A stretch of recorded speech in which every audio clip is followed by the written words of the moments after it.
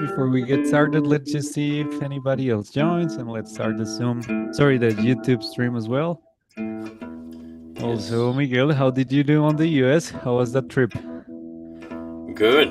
Good. It was amazing. So I That's was great. visiting Nashville, Yeah. which is, it's called Music City. So there's Yeah. a lot of, music going on, a lot of record labels, and there was this festival, the Americana Fest, going on at that moment. So yeah, a lot of live music, amazing musicians. So it's a really cool place to visit. That's so cool. Yeah, I saw your videos. It was pretty cool. That's great. Yeah, and I had a layover in Medellin. Oh, yeah. Remember What I a sent shame you we the couldn't meet. yeah, Yeah. but I was just in the airport for Yeah, what a for a shame. I would couple have hours. went into the airport just to have a coffee if it was Bogota. What a shame. Yeah, Yeah, I actually live very close, so yeah, hopefully we'll get to do it. But yeah, without yeah, further for sure. ado, again, guys, welcome. Owner Dave, good to have you here, guys. Also, the people on YouTube, welcome to today's lesson. This is gonna be Technique 101. So it's gonna be a pretty fun one. Ah, there's Colin. um, yeah, technique is a fundamental part of guitar playing. It goes across any style you can think of, any type of guitar, like it just goes through acoustic, electric, whatever type of instrument you'll take a look at. So technique is always a very important aspect to take into consideration. So yeah, with that in mind, I have a couple of ideas already, but what about you, Miguel? Where would you like to start? Yeah, I was thinking that maybe we can start with a couple of technique exercises to give you some ideas for your practice routine. Maybe we could. I was thinking to divide it in, left hand exercises, right hand exercises, and then some exercises that combine both hands, and so we can put everything together and synchronize, both hands. So yes, as Juan was saying, technique. It's pretty important. It can. Some people are more into technique. Some other maybe don't like much, playing exercises because some of these exercises might not be very musical, right? Because we're just playing, I don't know, maybe some stretches or maybe some, I don't know, some weird patterns that that doesn't sound very good, per se. But yeah, the important thing to have in mind is that anything we play when we're strumming or we're playing a solo, we're improvising, we're applying these techniques. We need some skills, some technical abilities in our left hand or right hand to be able to play the instrument. And especially when we're improvising or maybe we're composing, we have an idea that we need to trespass that to the instrument, and that's when we need that technical ability so we can express ourselves more freely, so we don't have this wall that that's holding us. If our technique is not good enough, we won't be able to play maybe things that we were imagining and that we would like to play, or maybe songs that are already written. And so that's when it's important to practice technique, to include it in your practice routines. If you don't have already some kind of technique exercising in your practice routine, we will give you a couple of ideas.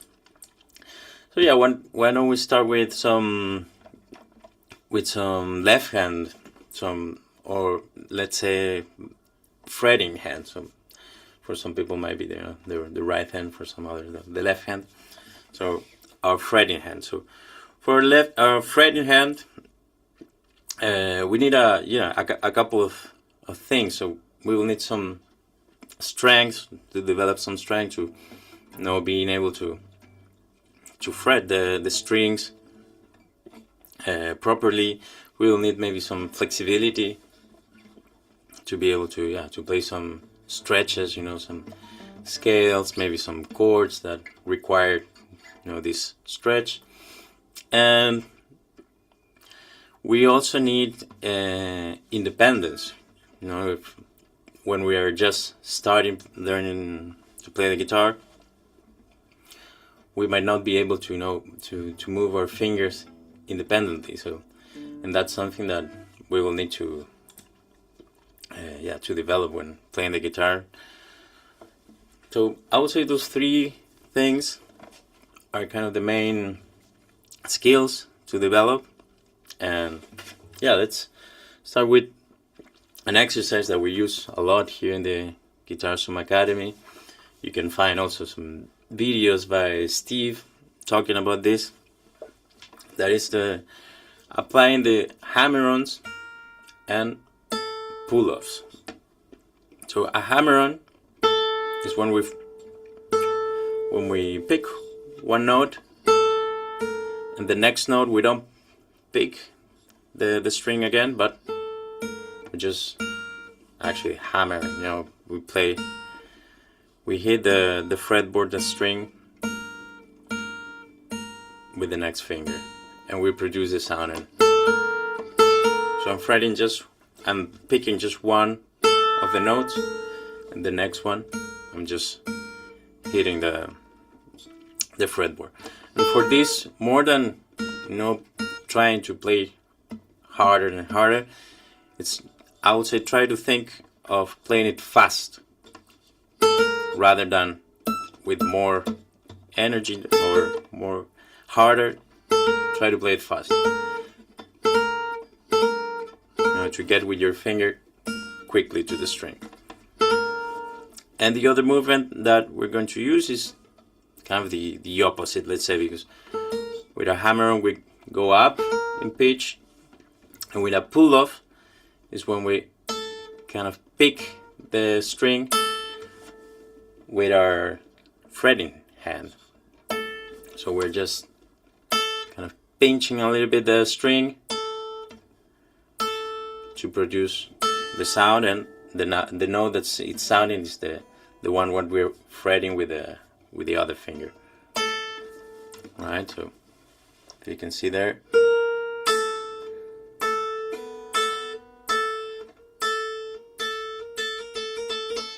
So that's the movement.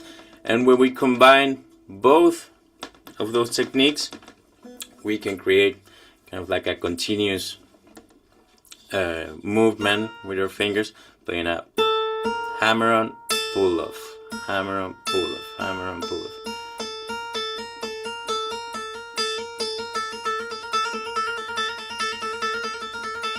So that's the exercise that we're going to be playing.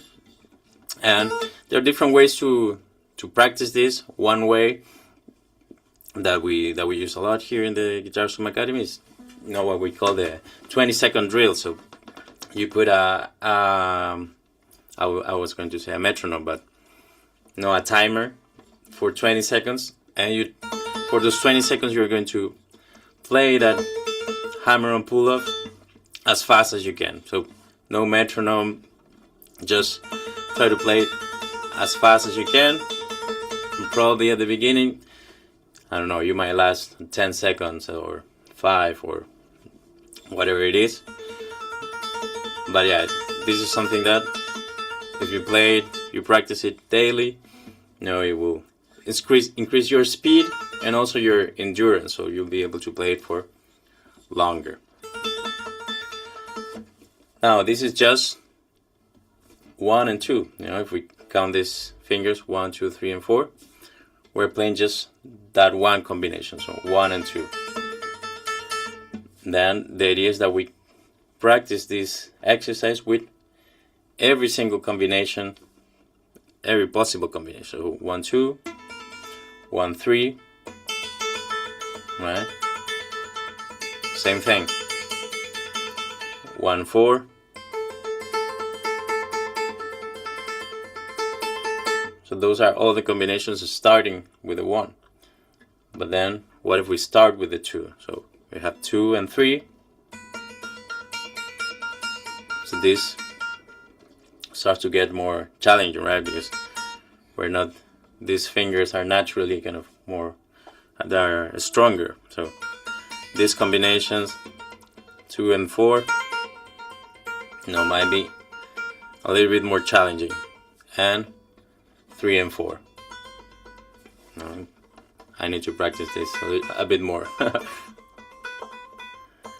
See, and then you can take a rest, between each combination, kind of reset your tension in your hands, because that's also the idea, that if you try to play faster and for a longer period of time, one thing that will happen is that your arm is going to get very tense, maybe your wrist, maybe your hand, and that's something that we need to try to avoid, and try to play this, at the same time as fast as you can, and at the same time as relaxed as possible.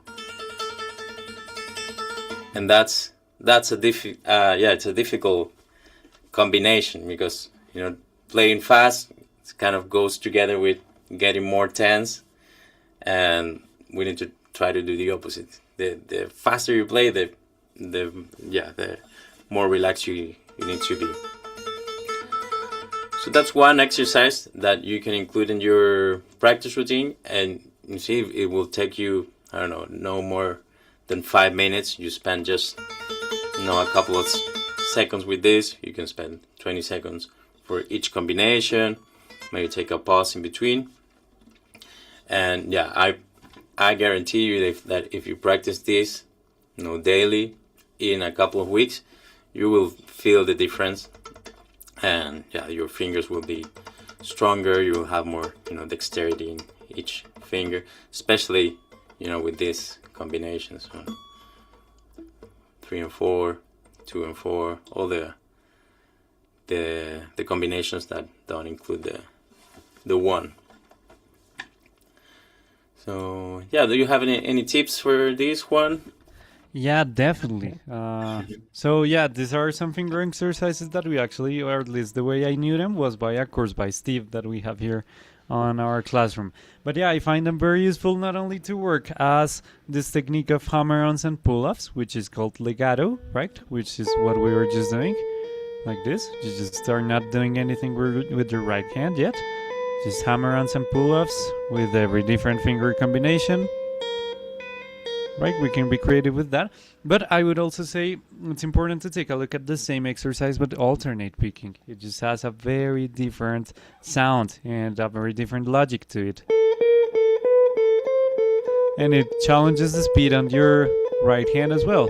So try to go for 20 seconds or whatever, as fast as you can on just one finger combination. Try another one. I can really do it that fast because I haven't actually practiced this once specifically. So it's a little bit challenging, and it requires a very different mindset from going to legato to picking, and changes the whole tone. So that's one thing I was thinking of. Another one is play around with different places of the fretboard, different strings. Obviously, you're going to have a very different grip if you're playing the high E string than if you go maybe to the G string, than if you go to the low E, right? Your hand position will be entirely different. Your posture will be different. Also, not only change strings, but places of the fretboard. You need a wider grip here, lower on the fretboard, as opposed to here, right? The frets get smaller and shorter as you go up. So the feel you get over here is absolutely different than the one you get here. Right? You need a very different hand angle, a lot of variables. So try around different strings, different places of the fretboard, try around playing with legato and alternate picking.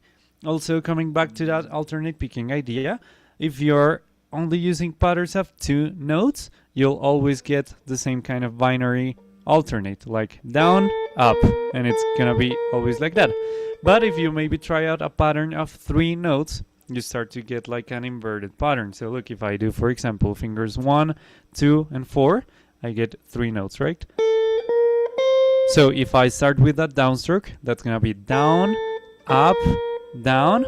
The next time I start around, I'm gonna start with an upstroke, right? So I get both kind of directions on the same exercise.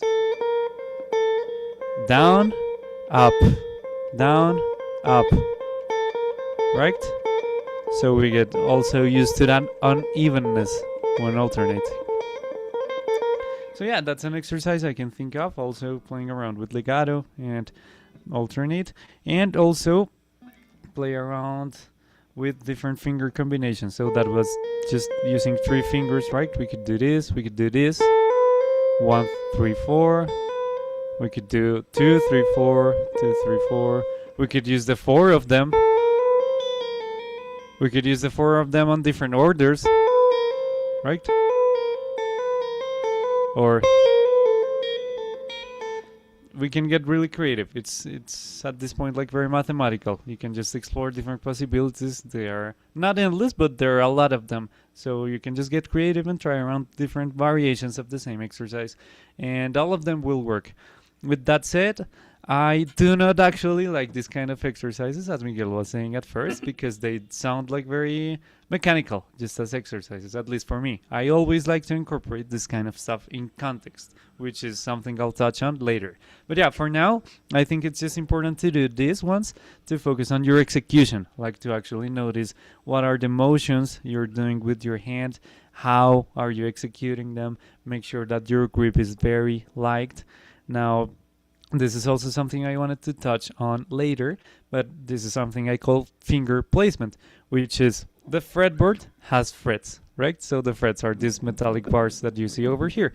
So when playing any note on the guitar, look, if your finger is too far away from the fret, you'll either get a muted note or a buzzing sound like this. If you go over the fret, you get a muted sound. But if you're right behind the fret, you get a very clean sound without needing to apply much pressure. It's actually a very light pressure that I need to do here to produce a sound. So I would say initially just try that out with every finger. Get used to always playing on that place of the fret. That makes things very, very easy. And with that in mind, apply this for anything you play, whether it's an exercise, a scale, a riff, a melody, a chord, whatever. Always make sure that your fingers are right there. So for instance, when I'm doing this, as you can see, both of my fingers are right there behind of the fret. If I were to do this, right, doesn't sound as clean. But if I go here, it sounds very clean and it's very effortless. And that also helps your grip to be very relaxed when you start to speed it up, because you're not gripping too hard on your left hand. So yeah. Also, one last thing I wanted to say. Again, this is something I think I will expand on later, which is speed. But this is like an anecdote I always like to share. And it's that I was transcribing when I was in college. I was transcribing a solo that had a very quick phrase. And I just didn't know how to get to that speed. So I was talking to a guitar player that I really admire, that he was also studying, and he played way faster than me. So I asked him how to approach that, and he said, look, it sounds dumb, but playing fast is the same as playing slow but fast. So yeah, basically the same kind of relaxation we can have when doing this is exactly the same we will need when doing, right? We need to have the same kind of feel. It's just the same notes, just at a faster rate, but it's gonna be the same principles, the same relaxation, the same lightness. We shouldn't tense ourselves when speeding things up, okay? So I always recommend you guys to start very slow so we can really control every little detail of our execution, and then we can start to speed it up, but keeping the same mindset. Right? So yeah, that's like a little thing I wanted to throw in here. With that said, guys, are there any questions so far, or how's it feel? This feeling? let us know, please, if there are. Also, we just wanted to share with you the link for applying to our academy if you're interested into taking your guitar journey to another level. This is the kind of stuff we do over here constantly, like lessons, live classes, live interactions with us. We also do personalized assessments on your goals and just make sure that we assess you and point you in the right direction that you want to go. So guys, in case you want to apply, please consider joining that link. I think actually David over here on the call already booked his call. I think I've seen your name if I didn't talk with you already, so thank you for that. And yeah, whoever's interested into just taking this to another level, please consider joining that link. I'll also leave that on the YouTube chat, and I'm just gonna check that one as well in case there are any questions so far. With that in mind, yeah, let's continue. So those are some exercises for our left hand. Do you have something else there, Miguel, or do you want to move to right hand? One that I personally practice a lot was one for finger independence. And it works not only in the independence of each finger, but also in the tension of the hand. So it's an exercise I took from a book. It's called Pumping Nylon. It's kind of like a classical guitar exercise. And it's basically this. So we'll place our fingers over the third string. I'm here on the 5th fret, but it can really be any fret. And we're going to place each finger on a different fret. So I'm playing 5, 6, 7, and 8. But I'm not fretting, and I'm not actually fretting the string. I'm just gently just touching the string, and the idea is to keep this lightness in our fretting hand all the time. So now that we have our fingers placed there, we're going to start with the index, so with our finger 1, and we're going to move up to the 5th string, and we're going to actually play that note. But here, these other 3 fingers, they need to stay as light as they were at the beginning, light as a feather, and not fretting those notes, just barely touching the string. And so we need to have only a little bit of tension here, enough to produce the sound, to play the note, and no more than that. Now we're going to lift our finger and go to the 2nd string, all in the 5th fret, and we're going to do the same thing. So we just play that note.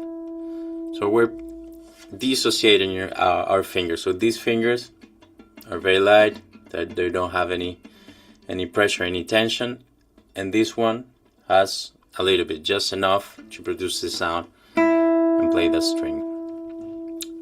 And that's what we're going to do. We're going to go back and forth from the 5th string to the 2nd string. You can practice this with a metronome, and being conscious of that at the beginning. You might have to take it very slow to kind of unlock this dissociation of the fingers. And it's also a bit of a stretch, right? Because we're keeping these fingers kind of in the middle of the fretboard, and this one is going up and down. Once you're comfortable with that, we can expand a little bit the range of the movement of the index and go to the 6th string and the 1st string. 6th string, 1st string. And the way I like to practice is I put a metronome. For example, it can be 60 or whatever tempo you feel comfortable with, and I will play 5, 2, 5, 2, and now 6th string and 1st string.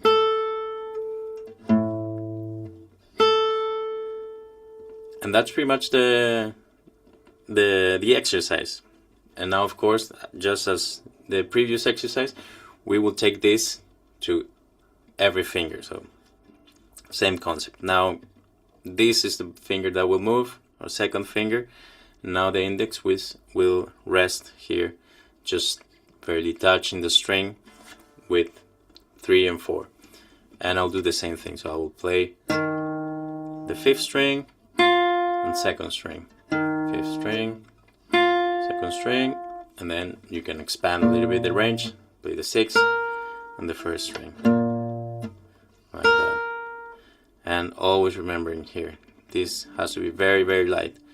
And same combination, same approach with the 3rd finger, 6th string. This, sometimes I've seen that some people have some problem with going down and keeping these other fingers in place. That can be a little bit tricky. So always take it slow.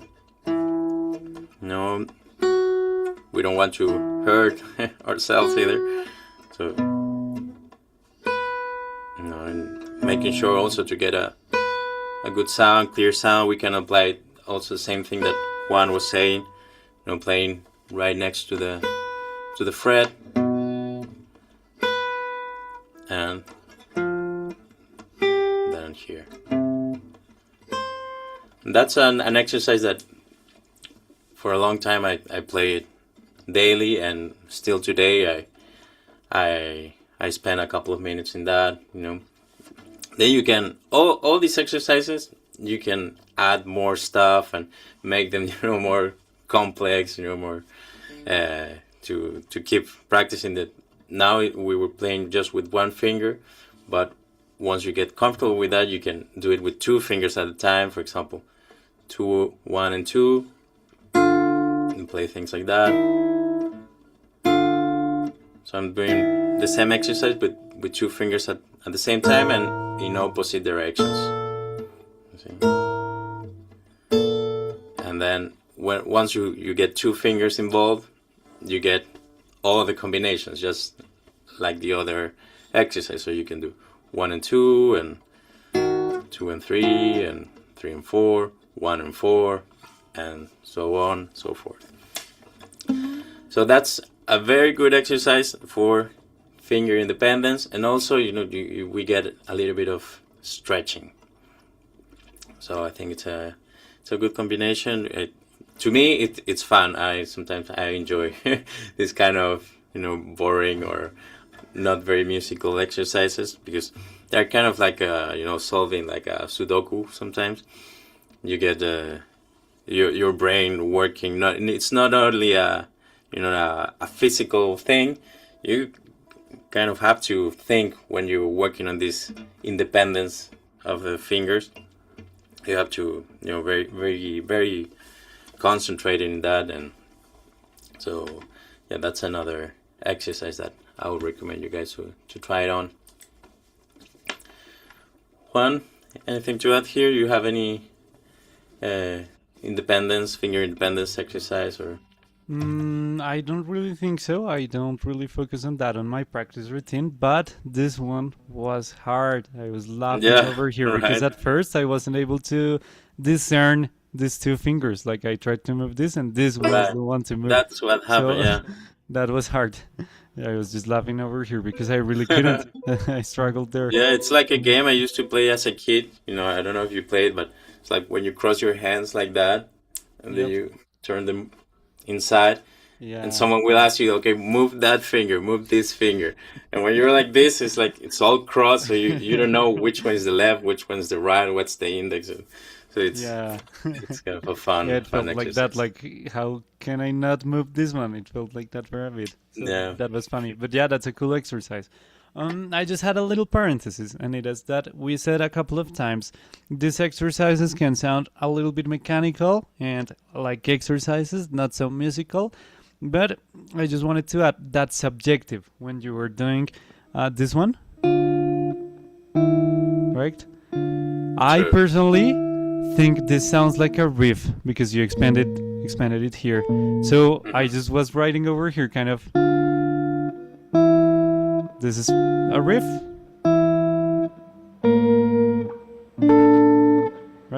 based on the same principle, I just wrote a riff. So yeah, we can get creative and we can be the judges on how musical do we want our exercises to be.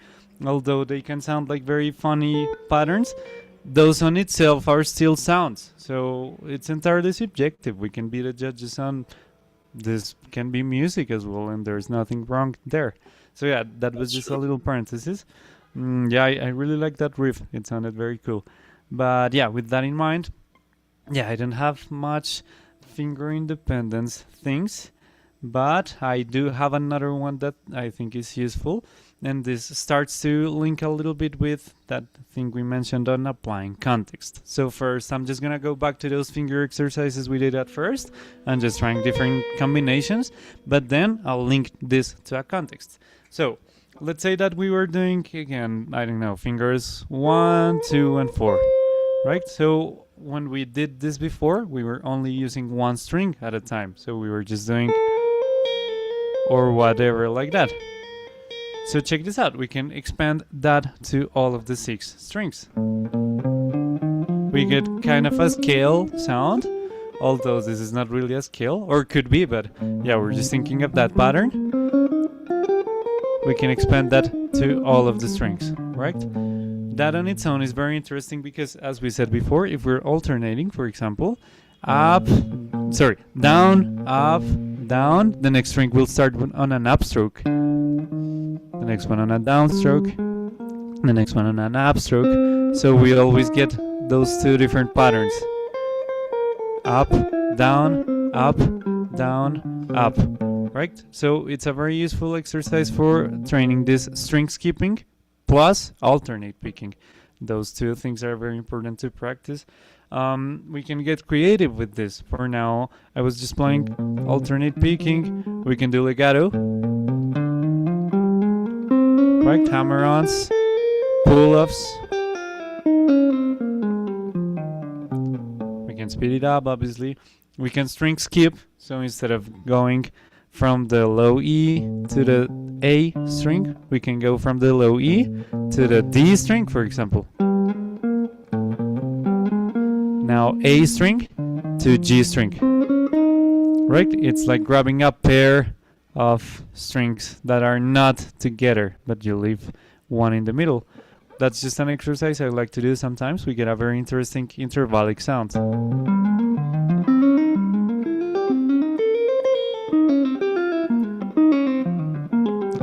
Right? Already sounds different. And although this doesn't sound like an actual scale that we use, it still has a very interesting sound. Like I would use this one improvising.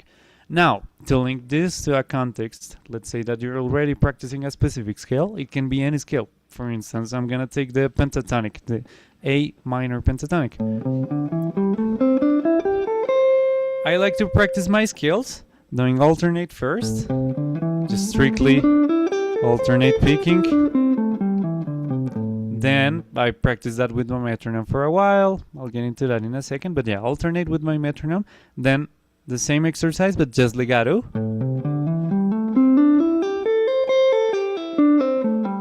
Right? It has a different sound than picking all of them. So I do both techniques. And with my scale, I also sometimes practice that string skipping thing. So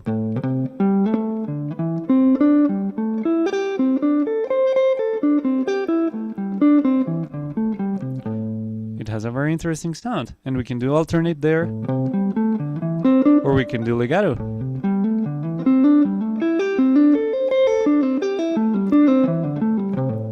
That on its own, although it's a technique exercise, that's already something we can use. So for instance, for my improvisations, I do use this one.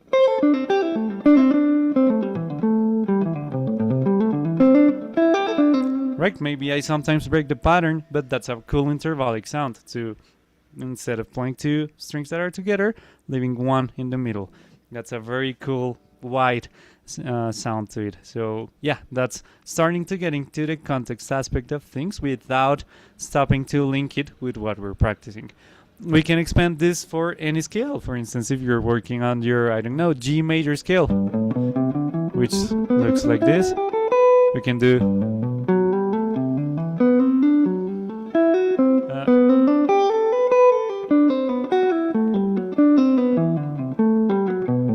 right? We can practice whatever kind of creative combinations we can think of. For instance, if we have 3 notes, we can also play with the order of the notes instead of always playing them like this. We can do, I don't know.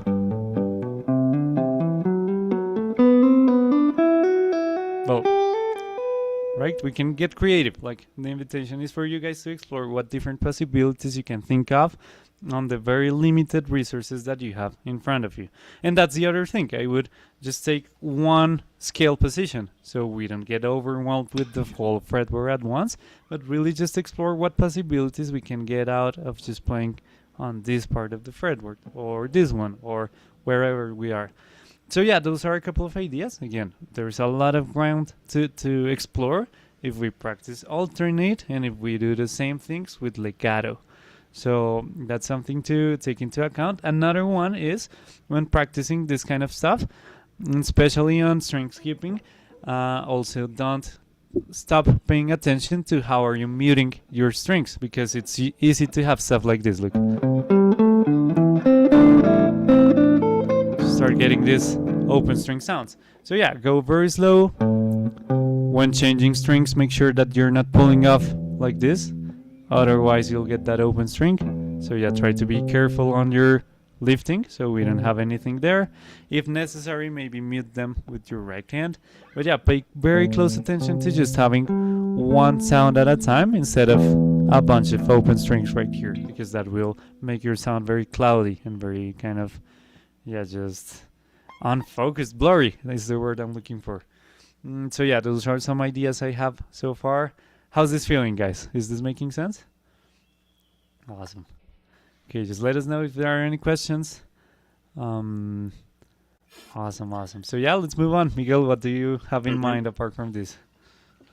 Yeah, for example, for exercises like that, when you get string skipping involved, sometimes I like to forget about the left hand or the fretting hand and work on only the right hand, because if we're starting playing this string skipping, or we need to get our hand to kind of memorize that the position of each string in the guitar.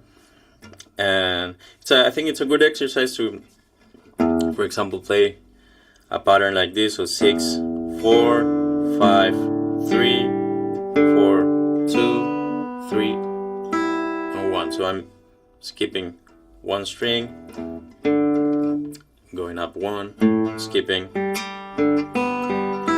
and again you can play it with alternate picking, so down, up, down, up, down,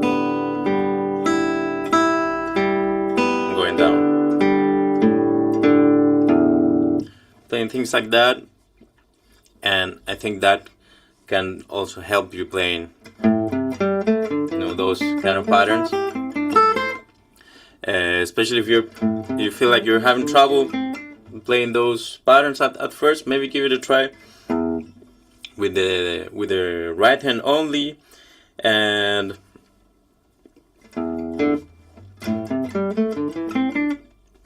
what I was going to say, so yeah, just that's something that I also practice. For example, if there's something I'm learning a solo and there's a one line that I cannot play, I try to do that, to separate both hands, and that way also you can really focus on, okay, what is going on here, because sometimes we're playing a solo and we don't even know if we're playing alternate, if we're repeating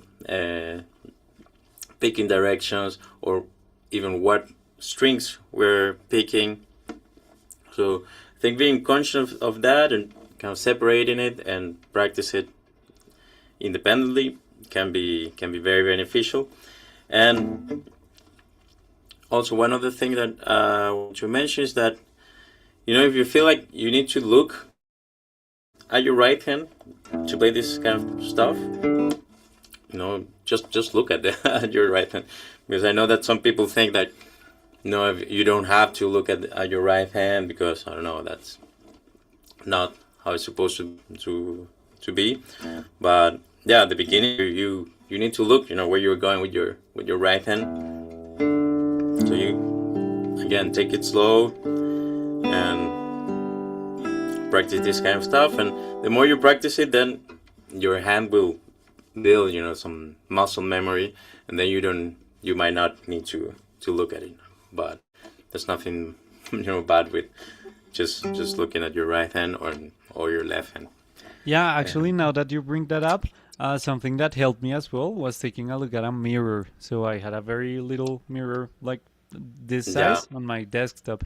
Or when I was in college, I had like access to a whole body mirror, so I was able to take a exactly. look at my right hand like that, and also my left one. So I made sure that when doing, for example, legato, my movements were not really wide, but I was as delicate as I could be, and just having very small motions. That really saves up time, energy, and helps you speed it up if you have very small movements. So yeah, don't be afraid of either taking a look directly or in a mirror. For me, the mirror was more helpful, but both obviously work. Yeah, the mirror, it's a very good, advice. It's very typical, of a practice room in a conservatory, or you go into a practice room that might be very small, but you have a big mirror, and not only for looking at your hands, but look at your full posture. What are you doing with your legs, with your shoulders? So that's a good advice to have a mirror in your practice room wherever you're practicing. And yep. So do we have any other questions? Oh, I see the a That's just message a from comment I did. Hugh. That's that my coffee is not like that fancy thing, but just Nescafe. Oh, okay. but I thought you were um, drinking some no, Juan that Valdez or something. that would have taken some time. But yeah, I had another idea, and it was a little bit related to posture. So we'll get into the posture talk in a second. But basically, I wanted just to say, when practicing, not only technique but anything on the guitar, guys, make sure to take breaks, because when practicing, it's very easy to slouch, like to get your shoulders like a curve, to have your neck really bent forward. So make sure that you're taking some resets, like you put your guitar to the side, you take your neck back. Also, when starting fretboard stuff, it's really useful to get tunnel vision here. So it's very useful to just take a step back, and not only as a posture check, but also as a mental check, because you start to see and hear everything else in the room. You not only focus here, but actually go back to context and kind of just go back to earth. So yeah, don't forget to just take those little breaks. What I like to do is that I practice for 25 minutes and take a 5-minute break at the end of that 25 block. That makes it 30 minutes. So yeah, that's what works for me. You obviously can tweak that to whatever works for you. But don't forget taking those breaks, especially when sitting down. It's gonna be very easy to slouch. So yeah, try to have your chin back, to have your Hmm. shoulders relaxed, all of that. Yeah, maybe Mm, stretch a little bit or roll your wrist. No, those things before and after playing are are very good, because we don't want to hurt ourselves, especially practicing this technique exercises that can be very challenging for our arms, our hands. Yeah, and also for your mind, it's useful to take those breaks. I remember when I was practicing very challenging solos and really had like a solid block of time on just one phrase, I just wasted a lot of energy there. So I ended up really tired mentally. So it was very useful to just take a break, take a look at the window, be in silence for a couple of minutes. That really helped me. That way, when I got back to guitar for my next block of practice, I was more effective actually, because my mind was reset. So yeah, those breaks are gonna be crucial. I feel if you practice continuously without a break, your progress goes like this, and then you hit a plateau and actually start decreasing your progress. But if you take a break, you stop it right here, so you can just go back to going up. That's just my take, but that's what I've noticed on my progress, and it really made a difference. So just wanted to leave that out there. Now, with that said, I also wanted to mention a couple of things related to posture. So the first one is, if you're sitting down, there's a lot of variables here. So look, one of them is on what leg are we supporting our guitar. it's very common to support it on the right leg, right? I don't see anything wrong there. I just feel maybe this shoulder could be too internally rotated, especially if you really take a while playing. Like if you play for a long time, it's gonna become a little bit uncomfortable over time. Or if you're playing a bigger guitar, as Miguel is right now, your shoulder will be way out there. So yeah, maybe consider taking some breaks on your posture if you're using this kind of support on your right leg. Another one that I use sometimes is to cross my leg. That lifts the guitar a little bit and just changes a little bit the angle of my back as well. I don't know, I like to change postures every once in a while. So yeah, this could be one to try out. Also, the one I actually use is inspired by the classical guitar posture, which is lifting your left leg. People do that either with a support on the floor or with a support here underneath the guitar. But basically, you support your guitar on your left leg and lift it, so it's kind of very central. It supports on its own on your chest and on your right leg. Obviously, we're talking about being right-handed on the guitar. But yeah, this works a lot for me. I actually use it so much that my strap is just tailored to that posture. So look, I'm not supporting it here because my strap is holding it there, but I tailored it so I could mimic this position. So I play the same either sitting down or standing up because my guitar is at this angle. So that's why you guys see me all of the time over here actually grabbing my guitar like this, because going from this to this for me doesn't make much of a difference. Also because of the arm rests on my chair. It's just easier to have it on the center of my body than to the side because I'll need to go to the edge of my chair. But yeah, the point being, try out different postures just so you can get a feel of what feels more comfortable to you, on which one you can spend more time or less time. Maybe some of them will spark some pain on a shoulder or an elbow, so try to avoid those ones. Try to get a hold of one is the most effective for you. This is entirely subjective. People will have their own that works for them. So yeah, that's just an invitation for you guys to explore those ones. Also, one advantage of this one is that the fretboard is right in front of your face, so you just need to kind of look at it without actually moving your head, and you can see the whole thing right away. So yeah, this one works a lot also for that. I just think this is very optimal, but again, it's an invitation for you guys to try out. For instance, if you go back to supporting it on your right leg, you can also play around with how much angle are you leaning it down. Maybe for you it's gonna be comfortable to play like this, like with your arm extended, or maybe it's gonna be the opposite, to have your arm closer to your body. So play around with those little variables. You'll never know what you'll encounter and what feels comfortable. And also apply these exercises. Like it's gonna feel very different if I extend my arm and do this than if I have it closer. It just feels very, very different. So explore those different variables. Yeah, with that in mind, guys, any questions there so far? Or how's this feeling? Something that I will add in the meantime is that also don't feel like kind of locked to a posture when you're playing. It's not like if you got this posture, you have to stay like that, like kind of like a picture and don't move at all because that's the correct posture, quote unquote. But I feel like when playing, the posture should be kind of something more fluid that you can change. For example, it's not the same if I'm playing this kind of stuff that if I'm playing, for example, up here in the neck, or if I'm playing, I don't know, something like that requires a stretch. When playing something like that, I might, get in more inside the guitar, bring my wrist forward, something that will make, playing that easier, more comfortable for my hand. And then when I go back here, I can go back to my usual posture.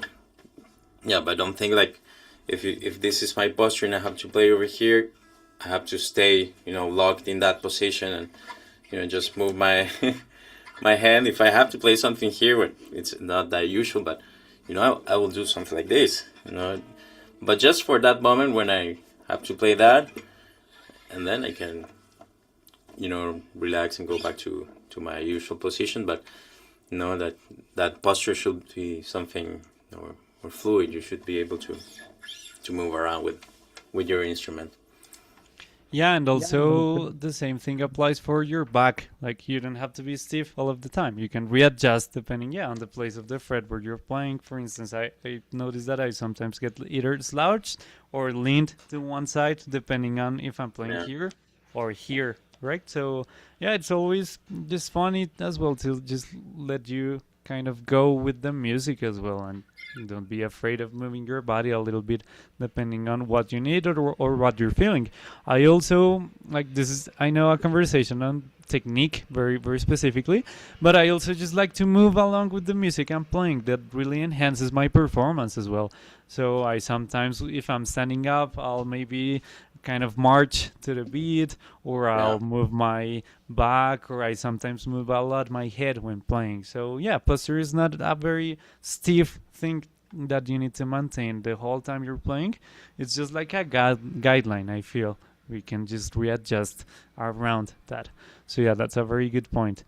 Um, yeah, again, guys, if there are any questions with what we're talking about or comments, please don't hesitate to let us know.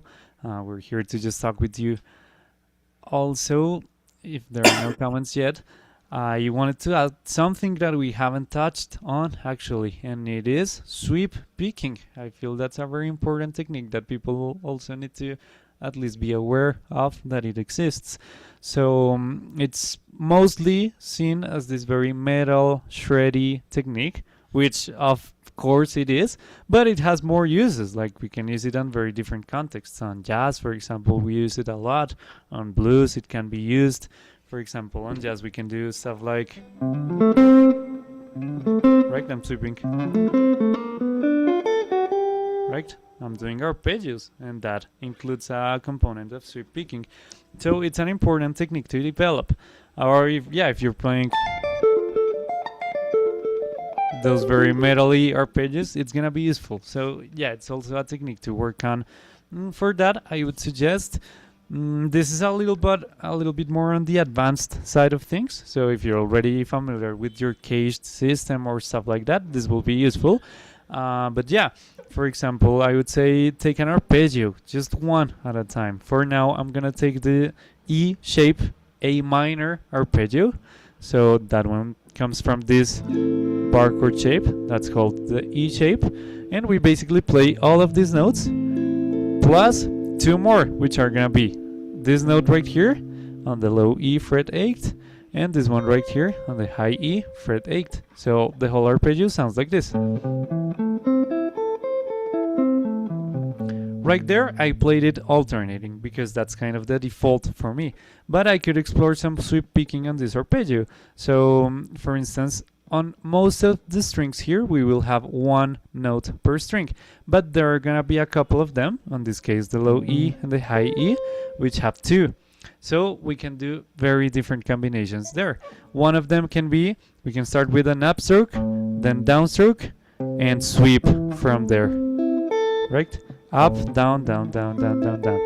Another one can be the opposite. Start downstroke, up, kind of alternating those first. Sorry, it was. And then you start to sweep, right? Or you can do legato, right? Hammer on. So yeah, when practicing sweep, take a hold of those strings where you will have two notes and just be creative. Try out different alternatives. Now, diving into the actual sweep, what I like to think of is that it's a slow strumming. So when you're strumming, you don't stop by every string, right? But you just hit all of them in a very swift, smooth motion. I feel sweep is the same principle, just a little bit slower, but you're still going on a very swift, strong, smooth motion. You're not stopping on each one of them. Because I've noticed people sometimes do kind of this, like they flick their picking hand a little bit. And on sweep, we want the opposite. We want to just keep that momentum going. So what I like to think of in that case, it's to kind of pick and already support your pick on the next string. Right? I'm supporting it always on the next one. That helps me continue that movement. And that's the principle we can apply both ways. If I'm doing upstrokes, right, I'm supporting my pick on the B string, now on the G, and like that. I'm always kind of resting on the next one. Kind of, this is the string I'm picking, this is the next one, I do this and support my pick on the next one, and always like that. That's what I'm doing to keep that swift motion going. So yeah, that's in case you guys are interested into sweep. Yeah, with that in mind, Miguel, do you have maybe another comment on that technique? Yeah, sweep, it gets kind of involved in the economy picking as well, right? It's the economy picking. It's whenever you change string. For example, if I'm going from the 6th string to the 5th string, and I'm playing a down on the 6th string, I do the exact motion of the sweeping. So I'll play the 6 and just keep going and play another down on the 5th string, instead of the alternate picking logic that if I play a down on the 6th string, then in the 5th string there should be an up. And for example, all those 3 notes per string, 3 note per string patterns of the scales are really good for practicing that, because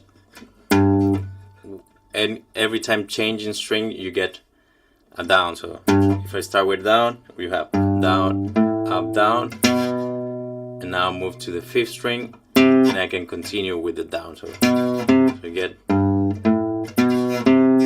that motion, repeating that down. So I'm playing down, up, down, down, up, down, down, up, down, down, up, down. So you get that down, up, down, down, up, down, down, up, down, down, up, down. But every 3rd note you're moving from one string to the other.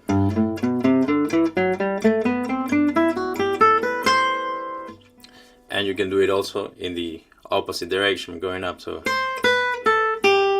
up, down, up, up, down, up, up. So it's like a tiny sweep in between the strings, because you only are sweeping 2 notes. But yeah, that's a technique that for some of you might be very useful, because it kind of skip that problem that happens when we have to play alternate picking between 2 strings, that you might get kind of trapped in between 2 strings if you have to play a down and then an up in the other string. So you just keep going with that. So that's another technique that can be practiced. It's similar to sweeping, and yeah, it's not only a heavy metal thing. So yeah, that's awesome. And one last thing I would like to add to this lesson, it's, again, I'm a very huge fan of alternate picking, so that's kind of my default always. I always practice my scales and my patterns and whatever with alternate. That's my go-to. So with that said, it's very common to start always on a downstroke. So if you do that, it's gonna be easy to get used to that pattern. But if you ever encounter yourself on the opposite scenario, where all of the directions are flipped, it's gonna be very challenging to play because your hands are not used. So I would recommend you guys, if you're starting always your scale on a downstroke, practice it the other way around as well. Start with an upstroke. Everything feels very different. Try it out and you'll notice how different it feels. Also, sorry if you're hearing some honking. There's a lot of traffic over here. But yeah, the invitation is practice both ways. For instance, on the pentatonic, it's very common to do down, up, down, up, down, up, and so on. Not so common to do up, down. So every time you change strings, you're hitting an upstroke. Feels very different. Right? both are gonna be useful, especially if you improvise. You'll need to have control over both. So when the time comes to using them, you won't really think about them because your hands already know on which way to go on either scenario. So yeah, that's the last thing I wanted to say with that in mind. Guys, are there any questions so far or any comments? Also, if not, I just wanted to thank you guys for joining the lesson. Today was a very fun one. We hope it has been useful, and we'll just leave you guys the link one last time for you to consider applying for our academy if that's something you're interested in. This is the kind of stuff we do every day, and we dive deeper into what you guys individually need and just try to point you in the right direction as best as we can. So yeah, if you feel that's something you are interested in, please consider talking with us. We'd love to hear from you. So with that in mind, guys, thank you very much again. Hope you have a great weekend. We'll be announcing the schedule for next week, I hope on Monday. So stay tuned on the calendar in our communities to see what cool topics we'll cover next week. And yeah, thank you, Miguel, as well for your time. It's been fun as always. Yep, and yeah, hope you guys have a good one. Bye bye. Just wanted to say that it's great to hear that a couple of you, it's the first time here, first lesson on the on the free school of the academy. So yeah, welcome, and yeah, keep coming. So pay attention to the schedule each week, and yeah, thanks a lot. So yeah, always cool to see new faces. So hope to see you again.